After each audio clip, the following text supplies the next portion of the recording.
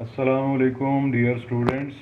जी बेटे, आज हम बाकायदा मैथमेटिक्स बुक 1 का आगाज़ कर रहे हैं क्योंकि नया सेशन बेटे आपका शुरू हो गया। तो बच्चों की डिमांड थी कि सर चैप्टर वाइज जो है ये हमारे वीडियो लेक्चर जो हैं ये अपलोड कर दें।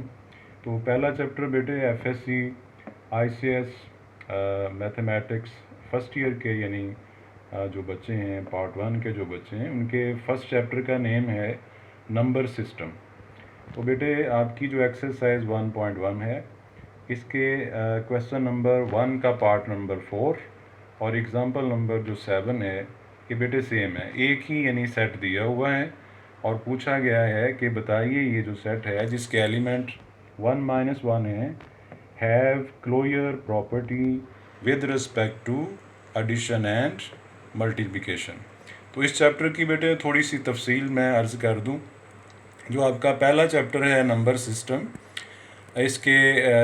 इसमें लॉन्ग क्वेश्चन नहीं आएंगे आपको, इसमें सिर्फ 4 शॉर्ट क्वेश्चंस आएंगे यानी 8 मार्क्स के ये होंगे और 2 मल्टीपल चॉइस क्वेश्चन होंगे, यानी टोटल वर्थ जो इस चैप्टर की है वो अजीज़ बच्चों आपकी 10 मार्क्स की है। तो इसमें लॉन्ग कोई नहीं है, कोई क्वेश्चन आपने लॉन्ग के लिए प्रैक्टिस नहीं करना। तो आइए जल्दी से जो बार बार वेरी इंपॉर्टेंट आपका शॉर्ट क्वेश्चन है एक्सरसाइज 1.1 का, क्वेश्चन नंबर 1 का पार्ट नंबर 4 और एग्जांपल नंबर 7, ये एक ही सेट दोनों क्वेश्चंस के अंदर पूछा गया है कि बताइए कि ये सेट जिसके दो एलिमेंट हैं 1 - 1, क्या ये एडिशन और मल्टीप्लिकेशन के लिहाज से क्लोज्ड है या नहीं है। तो बेटे इसको सॉल्व कर रहा हूँ, ज़रा जल्दी से देखें। तो सबसे पहले अज़ीज़ बच्चों आप सेट का नेम रख लें, आप इसको कैपिटल ए लेट कर लें। Let capital A is equal to 1 - 1, ये सेट का नेम आप रख लें। उसके बाद चूँकि बेटे आपने दो ऑपरेशन से इसे चेक करना है कि ये क्लोज्ड है या नहीं है, तो आइए पहले हम एडिशन से बात कर लेते हैं कि एडिशन के लिहाज से ये क्लोज्ड है या नहीं है। तो एडिशन के लिए अब बात करते हैं। तो आप गौर कीजिए कि अगर आप इसके कोई से दो एलिमेंट लेते हैं, यानी कोई सेट उस वक्त क्लोज्ड होता है जब आप उसके कोई दो एलिमेंट लें और उनको एडिशन के लिहाज से तब क्लोज्ड होता है, उनको ऐड करें। जैसे ये पहला एलिमेंट 1 है, आप दूसरा एलिमेंट भी 1 ले सकते हैं। ये दूसरा एलिमेंट -1 है, यानी आप -1 को -1 से ऐड कर सकते हैं, 1 को -1 में कर सकते हैं, -1 को 1 में कर सकते हैं, यानी आपके पास 4 ऑप्शंस हैं जो आप एडिशन की कर सकते हैं। तो एडिशन के लिए अगर आप देखें तो आप टेबल की मदद से भी कर सकते हैं। पहला एलिमेंट भी 1 है, दूसरा एलिमेंट अजीज़ बच्चों भी आप 1 ले सकते हैं, वो भी इसी सेट का है। यानी कोई भी दो एलिमेंट आप दिए हुए सेट के लें, उनको ऐड करें और जो आंसर अजीज़ बच्चों आए वो भी आपके सेट में होना चाहिए। तो ये आंसर 2 आ रहा है जो कि आपके सेट ए में नहीं है, does not belongs to set A, therefore बाकी यानी एडिशन चेक करने की ज़रूरत नहीं है। Therefore set A is not closed with respect to addition. यानी अगर एक भी आंसर आपके कोई भी दो एलिमेंट्स आप अपने सेट के लें और आंसर जो है एक भी आंसर अगर आपके सेट वाला एलिमेंट नहीं आ रहा, तो अजीज़ बच्चों आपको मज़ीद काम करने की ज़रूरत नहीं है। आप उधर ही कह देंगे कि दिया हुआ सेट एडिशन के लिहाज से क्लोज नहीं है या क्लोजर प्रॉपर्टी होल्ड नहीं करता। आइए इसको मल्टीप्लिकेशन के लिहाज से चेक करते हैं। मल्टीप्लिकेशन के लिहाज से चेक करते हैं।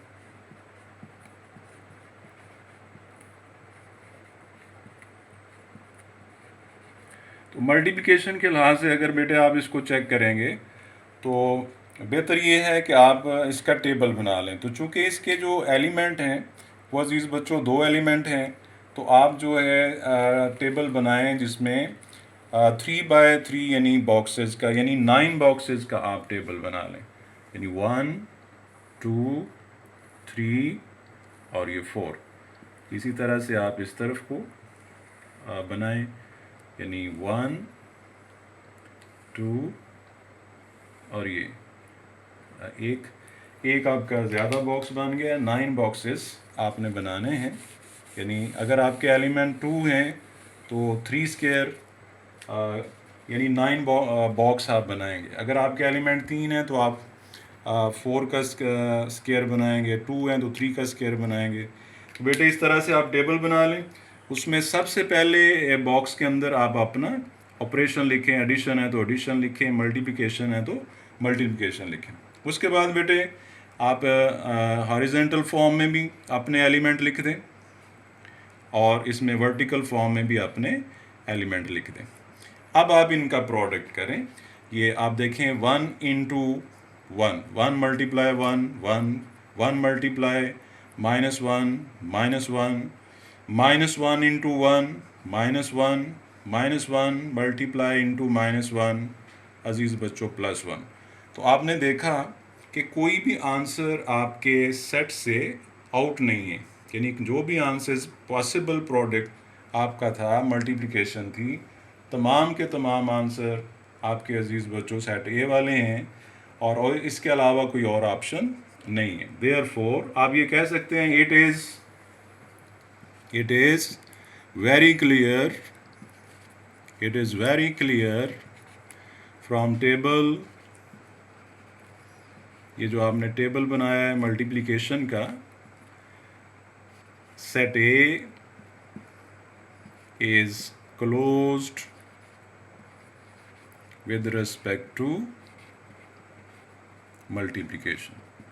तो ये बेटे आपने बता दिया है कि दिया हुआ सेट जो है ये एडिशन के लिहाज से क्लोज नहीं है, चूँकि उसके तमाम एलिमेंट्स, जितने भी उसमें एलिमेंट हैं, सेल्फ एडिशन भी बेटे करके देखनी होती है।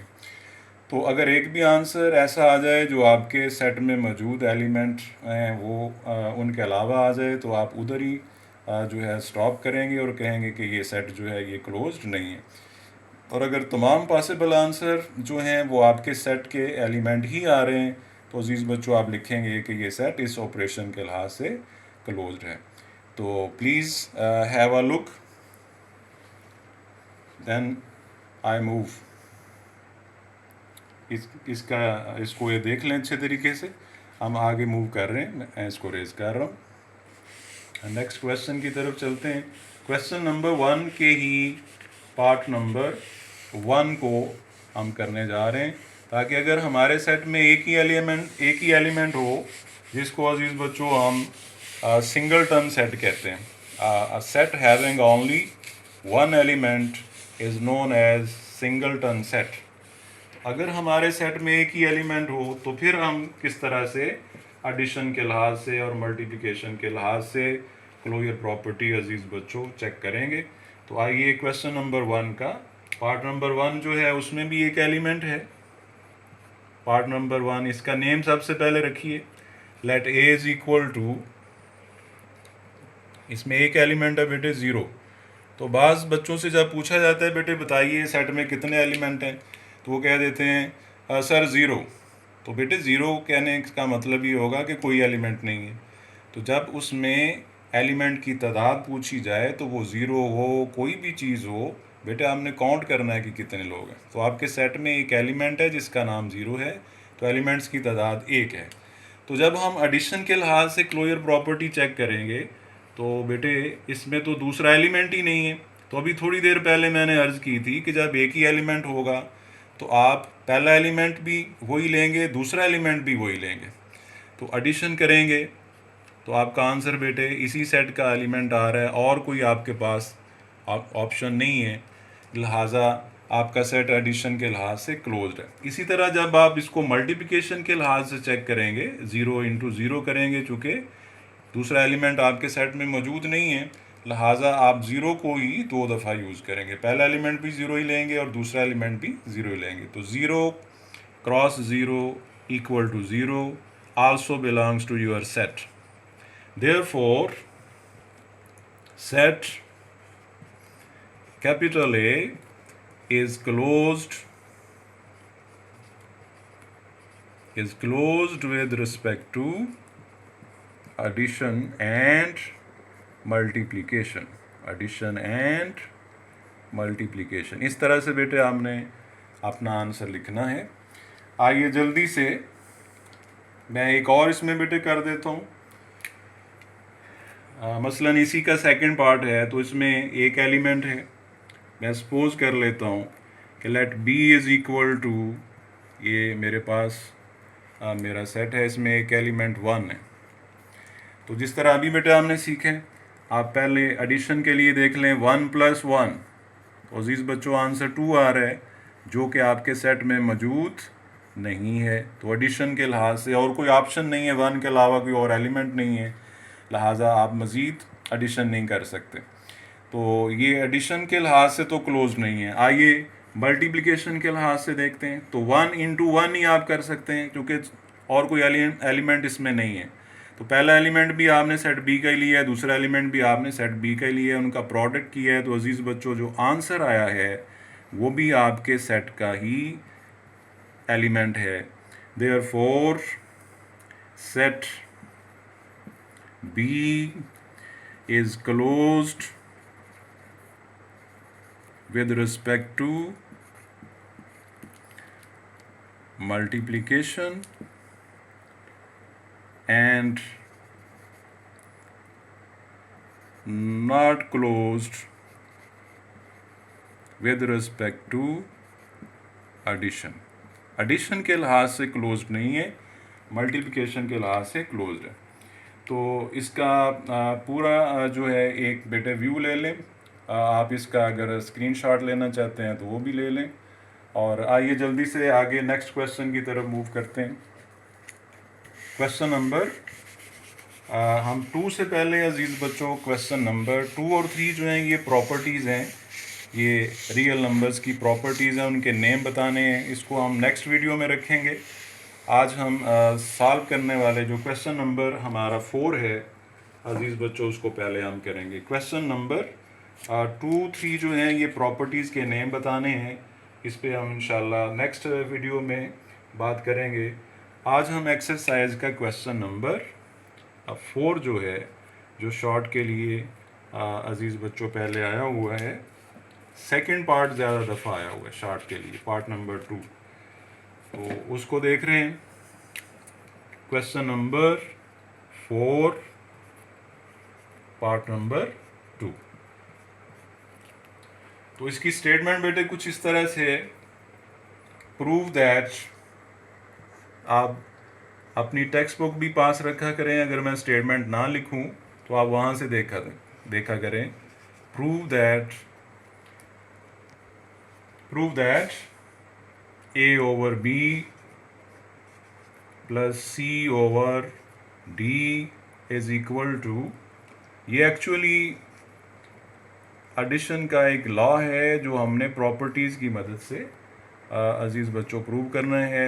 छोटी क्लासेस में आप इसको एलसीएम से करते थे, इधर बेटे आपने इसको एलसीएम से नहीं करना। तो ये शॉर्ट के लिए आपको 2-3 दफ़ा जो है वो बोर्ड एग्ज़ाम में पूछा गया, इम्पॉर्टेंट है, इसको आपने ध्यान से सीखना है।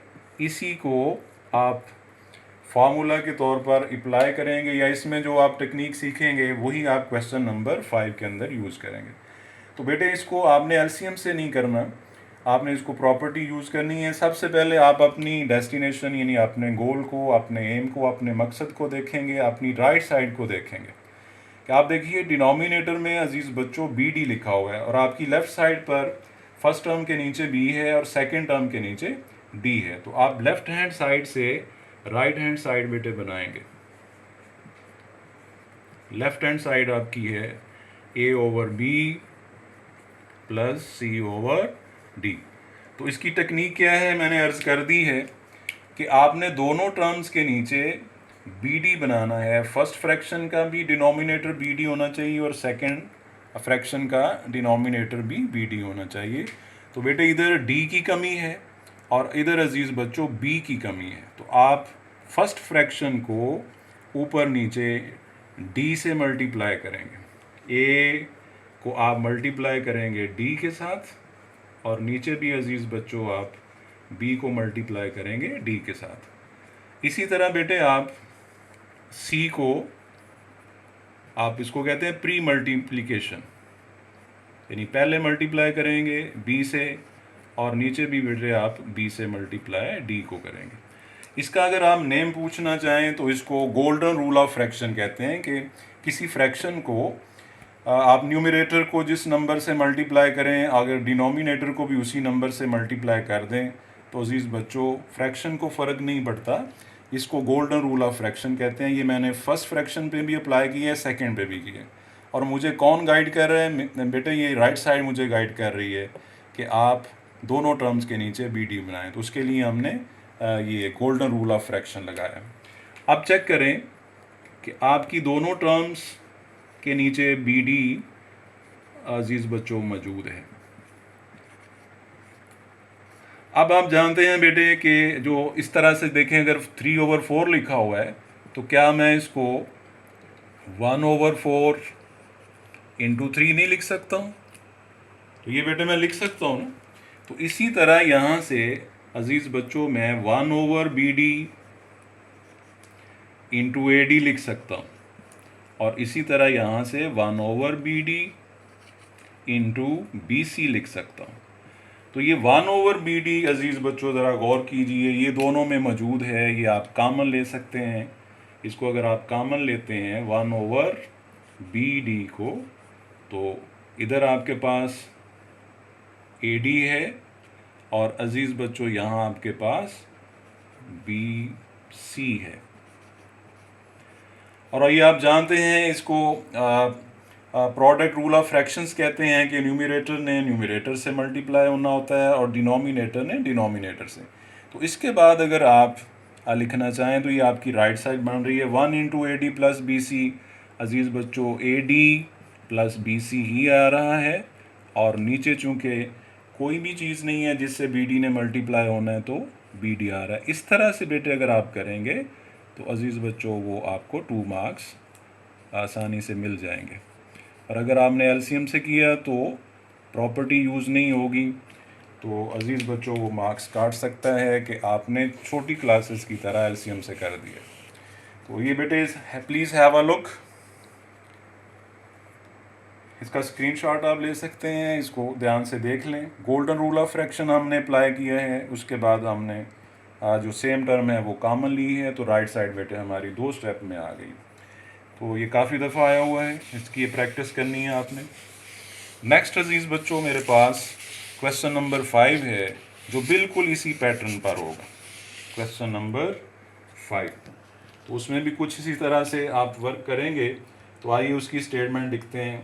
उसमें कहा जा रहा है क्वेश्चन नंबर 5 में, ये question number 5, show that, prove that, verify that, इस तरह से बेटे लिखा जा सकता है। अपनी टेक्स्ट बुक अजीज़ बच्चों पास रखा करें ताकि ये स्टेटमेंट मुझे जो है ये बार बार ना लिखनी पड़े। तो मैं इसकी लेफ्ट हैंड साइड लिख रहा हूँ, राइट साइड बेटे खुद ही चले मैं एक दफ़ा लिख देता हूँ, राइट साइड भी लिख देता हूँ। अगर किसी बच्चे के पास बुक नहीं है तो वो कंफ्यूज ना हो कि हम क्या करना चाह रहे हैं। -7 over 12 -5 over 18 is equal to -21 -10 over, जिसको अपान भी आप कहते हैं, 36। तो बिल्कुल सेम उन्हीं लाइनों पर अजीज़ बच्चों इसका प्रूव करेंगे हम, जिस तरह अभी क्वेश्चन नंबर 4 में आपने बात की है। लेफ्ट हैंड साइड अजीज़ बच्चों लेफ़्ट से राइट बनाएं या राइट से लेफ़्ट बनाएं, दोनों साइड सॉल्व करना बेवकूफ़ी होती है, दोनों नहीं करनी चाहिए। जब प्रूव वाला क्वेश्चन हो तो एक साइड से दूसरी बनाएं। लेफ्ट हैंड साइड हमारी है -7 over 12 -5 over 18। सेम बेटे इसमें टेक्निक जो भी मैंने थोड़ी देर पहले आपसे अर्ज़ की है कि आपने अपने आंसर को चेक करना है कि उसके डिनोमिनेटर में क्या है। 36 है तो बेटे दोनों फ्रैक्शंस के नीचे 36 होना चाहिए। तो 12 3 टाइम्स 36, 18 2 टाइम्स अजीज़ बच्चों 36। तो ये 3 से मल्टीप्लाई होगी फर्स्ट वन, और सेकंड वन अजीज़ बच्चों 2 से न्यूमरेटर और डिनोमिनेटर मल्टीप्लाई होगा। -7 इंटू 3 ओवर 12 इंटू 3 -5 इंटू 2। दोबारा से अजीज़ बच्चों इसको हम गोल्डन रूल ऑफ फ्रैक्शंस, अगर आप लिखना चाहें कि ये क्या हुआ है तो इसके सामने आप लिख सकते हैं golden rule of fraction use हुआ है। -21/36 -10/36। अजीज़ बच्चों ये चेक कर लें, आपके डिनोमिनेटर सेम हैं, आप इसको इस फॉर्म में लिख सकते हैं 1/36 -21, इसी तरह से -1/36 इंटू 10, और लास्ट वन में आप अगर 1/36 कॉमन लेते हैं तो अजीज़ बच्चों ये आपके पास -21 -10 आ रहा है, जिसको आप इस तरह से फाइनली लिख सकते हैं -21 -10/36। तो ये बेटे आपकी राइट हैंड साइड। तो इस तरह से बेटे आपने इसको प्रूव करना है। इसके बाद आपने ये लिखना है एक step, please have a look. Question number 6 की तरफ अजीज़ बच्चों हम मूव कर रहे हैं। Very very important question number 6 का पार्ट नंबर 1 तकरीबन 4-5 times you have seen in past papers. आपके पास्ट पेपर्स में लाहौर बोर्ड में, गुजरांवाला बोर्ड में, फैसलाबाद बोर्ड में, मुल्तान बोर्ड में अजीज़ बच्चों तकरीबन 3-4 टाइम्स क्वेश्चन नंबर 6 का पार्ट नंबर 1 आ चुका है। इसमें थोड़ी सी चेंज की है उसने, वो कह रहा है कि आप सिंप्लीफाई करें और जस्टिफाई करें ईच स्टेप, मतलब कि जो भी आप काम कर रहे हैं बताएं कि आपने कौन सी प्रॉपर्टी यूज़ की है। सिंप्लीफाई एंड जस्टिफाई, वेरीफाई भी कह सकता था,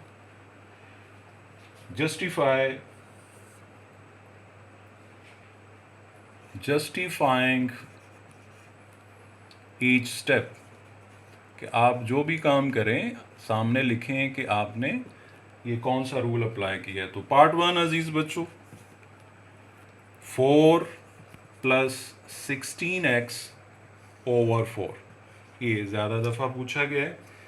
तो इसमें सबसे पहले अजीज़ बच्चों आप इसको 1/4 जो है इसको आप साइड पे लिख लें। इसको आप 1/4, जिस तरह भी मैंने थोड़ी देर पहले आपको सिखाया है कि आप नीचे वाला नंबर जो है, डिनोमिनेटर जो है, वो 1/, की फॉर्म में लिख सकते हैं। सबसे पहले तो बेटे ये करें।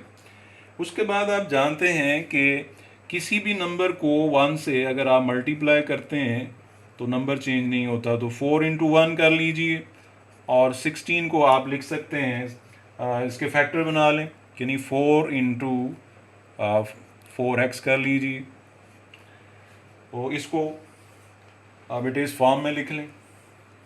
उसके बाद बेटे आप गौर करें तो ये चेक करें ज़रा कि आपके पास जो है ये 4 इस टर्म में भी मौजूद है और 4 इस टर्म में भी मौजूद है। तो आप यहाँ से 4 कॉमन ले सकते हैं, यानी 1/4, इधर से आप 4 कॉमन ले लें तो आप इसे लिख सकते हैं 1 + 4x। तो इसको बेटे अगर आप गौर करें तो ये लेफ़्ट साइड से 4 मल्टीप्लाई हो रहा है, तो इसको आप इसके सामने आप लिख सकते हैं, इधर आप लिख सकते हैं मल्टीप्लिकेशन या मल्टीप्लिकेटिव प्रॉपर्टी, या मल्टीप्लिकेटिव लॉ लिख सकते हैं, या मल्टीप्लिकेटिव प्रॉपर्टी लिख सकते हैं कि ये आपने प्रोडक्ट की फॉर्म में लिख दी है। और इधर अजीज़ बच्चों आपने ये देखें, अगर गौर करें तो इसे ए पढ़ लें, इसको बी पढ़ लें, इसको सी पढ़ लें, तो लेफ़्ट साइड से ये 4 a + b से मल्टीप्लाई हो रहा है, या b + c जो है ये a पढ़ेंगे, ये b + c पढ़ेंगे, तो ये लेफ़्ट साइड से मल्टीप्लाई हो रहा है। तो इसको लेफ़्ट डिस्ट्रीब्यूटिव लॉ लिख सकते हैं, आप डिस्ट्रीब्यूटिव लॉ लिख सकते हैं, लेफ़्ट डिस्ट्रीब्यूटिव लॉ लिख दें। लेफ़्ट सारे स्पेलिंग लिखने की ज़रूरत नहीं है, लेफ़्ट डिस्ट्रीब्यूटिव लॉ आपने यूज़ किया है। और इसके बाद बेटे आप जानते हैं ये 4 और 1/4 जो है ये मल्टीप्लिकेटिव इनवर्स हैं, तो ये आप कैंसिल नहीं करेंगे, बड़ी क्लास में आप आ चुके हैं, वैसे इग्नोर करेंगे। तो यहाँ आप लिखेंगे 1 × 1 + 4x। तो सामने रीज़न क्या देंगे कि ये 4 और 1/4 कहाँ चले गए हैं, मल्टीप्लिकेटिव इनवर्स प्रॉपर्टी यूज़ हुई है। Okay, multiplicative inverse property use हुई है। तो अजीज़ बच्चों, वन कौन है? मल्टीप्लिकेटिव आइडेंटिटी है। अगर वो किसी से मल्टीप्लाई हो तो नंबर या टर्म अजीज़ बच्चों चेंज नहीं होती। तो इसके सामने आप मल्टीप्लिकेटिव आइडेंटिटी लिख सकते हैं। लेकिन चूंकि आप 3 नेम बता चुके हैं तो काफ़ी हैं, क्योंकि 2 मार्क्स का ये आपका क्वेश्चन है। Please have a look, very important short question. अजीज़ बच्चों, इसके बाद इसका जो part number 2, part number 3, part number 4 है, ये तीनों पार्ट एक ही पैटर्न पे होने हैं, सेम हैं। तो आइए जल्दी से इनमें से एक पार्ट जो ज़्यादा दफ़ा पूछा गया है वो बेटे पार्ट नंबर 4 है, आइए उसको देखते हैं। पार्ट नंबर 4 और पार्ट नंबर 3 ज़्यादा दफ़ा पूछा गया है, तो आइए जल्दी से पार्ट नंबर 4 को देखते हैं। शॉर्ट के लिए पार्ट नंबर 1, पार्ट नंबर 3 और 4 ज़्यादा हमें, तो इधर भी हमने वेरीफाई करना है। पार्ट नंबर 4 में कुछ इस तरह से अजीज़ बच्चों लिखा गया है, simplify and justify each step मैंने लिख दिया हुआ है, और स्टेटमेंट दी हुई है 1/a minus 1/b over 1 minus 1/a into, ये डॉट बेटे डेसिमल नहीं पढ़ना, ये मल्टीप्लिकेशन का साइन डॉट भी होता है, डॉट प्रोडक्ट आप फिज़िक्स में पढ़ते हैं। तो अज़ीज़ बच्चों, ये आपने यहाँ थोड़ी सी टेक्निक जहन में रखनी है कि ज़रा प्लीज़ चेक करें कि हमारा जो दो फ्रैक्शंस हैं न्यूमरेटर में, उनका एलसीएम अगर देखा जाए तो a इंटू बी बन रहा है। और अगर आप इसको थोड़ा सा और बेहतर कर लें, इसको आप थोड़ा सा और बेहतर कर लें, यानी इस तरह से आप इसको मज़ीद अच्छे अंदाज से लिख लें, 1 इंटू 1/ab, ये नीचे वाली फ्रैक्शंस को आप इस तरह से लिख सकते हैं। तो बेटे ये हमारी अगर गौर करें तो ऊपर वाली फ्रैक्शंस का एलसीएम भी ए बी आ रहा है और नीचे वाली फ्रैक्शंस का एलसीएम भी ए बी आ रहा है। तो सबसे पहले काम आपने इन तमाम पार्ट्स के अंदर, पार्ट नंबर 2, 3 और 4 के अंदर जो भी एलसीएम बन रहा है उससे अजीज़ बच्चों आपने ऊपर और नीचे यानी न्यूमरेटर वाली फ्रैक्शंस को और डिनोमिनेटर वाली फ्रैक्शंस को मल्टीप्लाई कर देना एलसीएम के साथ। तो पहला स्टेप बेटे ये है। तो अगर आप गौर करें अजीज़ बच्चों, चूँकि उसने कहा हुआ है कि जस्टिफाई ईच स्टेप, तो आपने यहाँ लिखना भी है कि आपने कौन सा रूल लगाया। तो बेटे इसमें अभी थोड़ी देर पहले मैंने अर्ज़ की थी कि अगर आप फ्रैक्शन को एक ही नंबर से जिससे न्यूमरेटर को मल्टीप्लाई करते हो उसी से ही डिनोमिनेटर को करते हो, तो इसको गोल्डन रूल ऑफ फ्रैक्शंस बोलते हैं।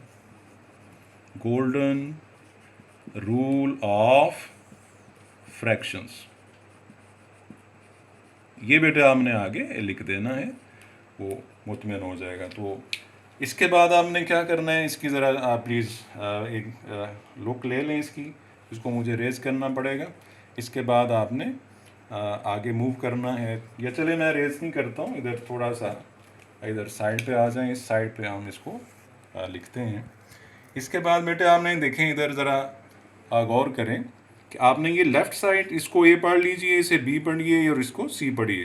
तो लेफ़्ट साइड से आप मल्टीप्लाई करना चाह रहे हैं तो इसे लेफ़्ट डिस्ट्रीब्यूटिव लॉ बोलेंगे, नीचे भी वही अप्लाई होगा ऊपर भी वही। तो मल्टीप्लाई कर दें A B into 1/a minus A B into 1/b। Similarly अजीज़ बच्चों आप नीचे लिखेंगे A B into 1 minus A B into 1/ab, और इसके सामने आप क्या लिखेंगे, लेफ़्ट डिस्ट्रीब्यूटिव लॉ। इसके सामने आप क्या लिखेंगे, लेफ़्ट डिस्ट्रीब्यूटिव लॉ आप इसके सामने लिखेंगे। तो इसके बाद बेटे मैं यहाँ से रेज कर रहा हूँ। इसके बाद आपने क्या लिखना है, इसके बाद आप लिखेंगे ये एसोसिएटिव लॉ आप अप्लाई करेंगे। इसके बाद आप एसोसिएटिव लॉ अप्लाई करेंगे। ये देखें, इसको ए पढ़िए, इसे बी पढ़िए, इसको सी पढ़िए। तो आपने जो मल्टीप्लिकेटिव इन्वर्स हैं उनको एक ब्रैकेट में ले लेना है, और जो तीसरा नंबर है उसको आपने बाहर लिख लेना है। यानी आपने ए इंटू 1/a जो मल्टीप्लिकेटिव इन्वर्स हैं इनको बेटे ले लेना है, b को बाहर लिख देना है। इसी तरह से यहाँ से अजीज़ बच्चों आपने a इंटू 1/b इस तरह से लिखना है। इसको क्या बोलेंगे? Associative law. आपने एसोसिएटिव लॉ अप्लाई कर दी। नीचे मल्टीप्लिकेटिव आइडेंटिटी है अजीज़ बच्चों, ए बी आ जाएगा, और ये मल्टीप्लिकेटिव इन्वर्स हैं अजीज़ बच्चों, ये 1 आएगा। तो आप कोई एक खसूसियत इधर लिख दें, ऊपर वाली बात जो है वो एसोसिएटिव प्रॉपर्टी लिख दें, एसोसिएटिव लॉ लिख दें, पूरे स्पेलिंग लिखने की ज़रूरत नहीं है। इसके बाद अजीज़ बच्चों आप मल्टीप्लिकेटिव इन्वर्स लिखेंगे, इसको 1 लिख देंगे, और इधर भी बेटे मल्टीप्लिकेटिव इन्वर्स है, इसको भी आप 1 लिखेंगे, और सामने रीज़न क्या देंगे कि ये मल्टीप्लिकेटिव इन्वर्स है, मल्टीप्लिकेटिव इन्वर्स प्रॉपर्टी या इन्वर्स लॉ कह सकते हैं। फाइनली अजीज़ बच्चों ये जो 1 आपको नज़र आ रहा है, ये बेटे चूँकि मल्टीप्लिकेटिव आइडेंटिटी होती है, किसी नंबर से मल्टीप्लाई वो नंबर चेंज नहीं होता, इसको आप ड्रॉप कर देंगे। तो ये बेटे आपका आंसर है कि part number 2, part number 3, part number 4 सब के अजीज़ बच्चों यही स्टेप्स हैं, कोई भी इनमें से स्टेप चेंज नहीं होगा। तो अजीज़ बच्चों इसकी आज आपने प्रैक्टिस करनी है अच्छे तरीके से। इनमें से एक पेपर में आना है आपके एनुअल पेपर में, जो मैंने आज आपको करवाए हैं। ढेर सारी दुआओं के साथ अल्लाह हाफिज़। नेक्स्ट वीडियो में इंशाल्लाह हम जो क्वेश्चन इसके रह गए वो अजीज़ बच्चों